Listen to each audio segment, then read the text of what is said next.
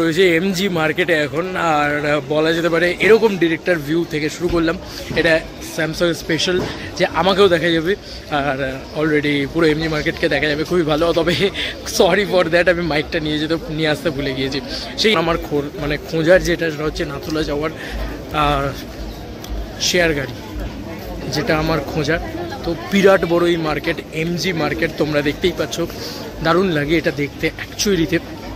মানে আবার আমি একদম এমজি মার্কেটের এন্ডে রয়েছি বলা যেতে পারে। এমজি মার্কেট পুরো হেঁটে আমরা সামনের দিকে যাচ্ছি। তো চলো,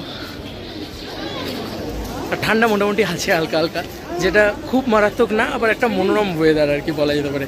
আমাদের ওখানের বসন্তকালের মতন মানুষের আনাগোনা এখানে।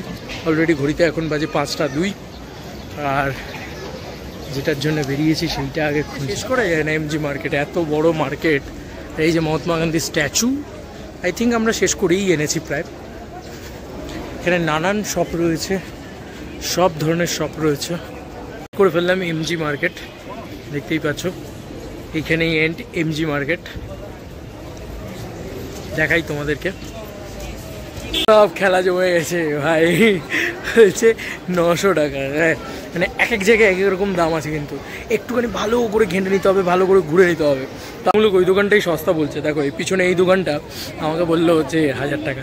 ভাই চলো ভাই, 900 টাকায় হবে আমিও এক্সপেক্ট করি। আমিও 1500 টাকাই ভেবেছিলাম, কারণ অফ সিজন, একা আছি, অনেকগুলো ব্যাপার আছে। 10 জনকে নিয়ে যায় আর কি, সকাল 8টায় ছাড়ে। আর মনে হচ্ছে হচ্ছে।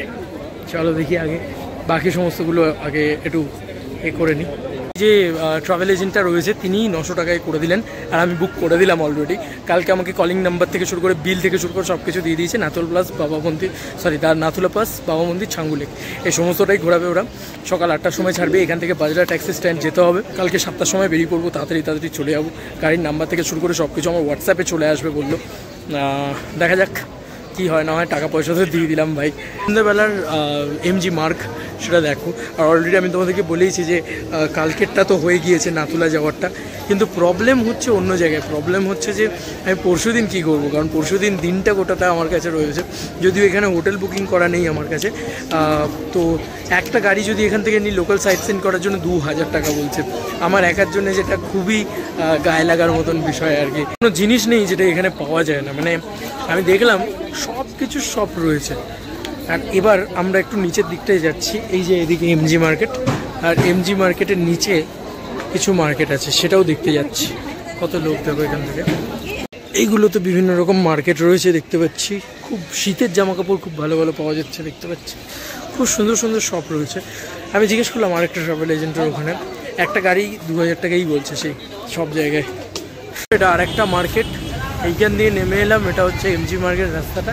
আর এখানে দেখছি ট্যাক্সির বন্যা, কিন্তু সবাই একটাই কথা বলছে ভাই, রিজার্ভ।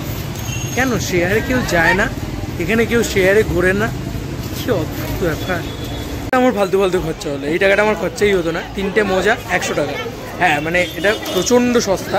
আমাদের ওখানে ভাই 3টে মোজা এরকম কোয়ালিটির 100 টাকা, আমি শুনে জাস্ট অবাক। আমি তাও বার্গেনিং করলাম যে ভাই 80 রুপিস করকে নেই হোগা। নেই হোক। দেখো একটা জিনিস, এটা আমার মায়ের জন্য গেল।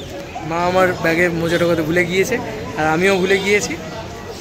যাই হোক, 100 টাকায় 3টে মোজা পাওয়া গেলে আর খারাপ। বন্ধুরা রুমে চলে এসেছি, আর এখান থেকেই কিন্তু শেষ করলাম অলরেডি এই ভিডিওটাকে। এবং এরপরে কালকের এপিসোড আলাদা হতে চলেছে, নাথুলার এপিসোড হতে চলেছে, বাবা মন্দির ছাঙ্গুলেক সব কিছু ঘুরতে যাচ্ছি কালকে। তো কালকের ভিডিওটা খুব ইন্টারেস্টিং হতে চলেছে। ভিডিওটা এন্ড করলাম। পরবর্তী কালকের এপিসোডে নাথুলা পাসের ভয়ঙ্কর একটা এপিসোডে দেখা হচ্ছে। বাই।